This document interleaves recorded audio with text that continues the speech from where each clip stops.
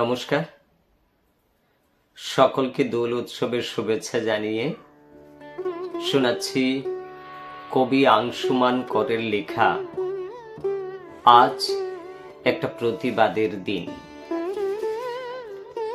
আজ দোল, আজ একটা প্রতিবাদের দিন।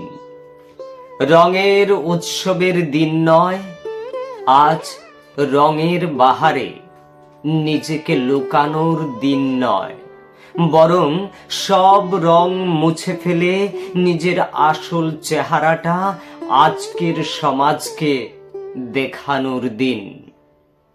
পলাশ ফুলেরা ঘুরে ঘুরে নাচে মাঠে, কিন্তু পিচকিরি ভরা মেঘ জমে আছে আজ। যুবকের দল গিলটির বাকে জমা, এ ওকে ও তাকে করে শত ডাকাডাকি। ছোট পিসি দোর বন্ধ রেখেছে, তার জীবনে আসে না অরুণ কিরণে ভোর। আজকের এই রঙে রাঙা দুপুরে আমি আমার বুকের ভেতর জমে থাকা কালো রংটা তুলে দিতে চাই তোমাদের এই রঙিন ফর্দ করা শ্বেত শুভ্র সমাজে।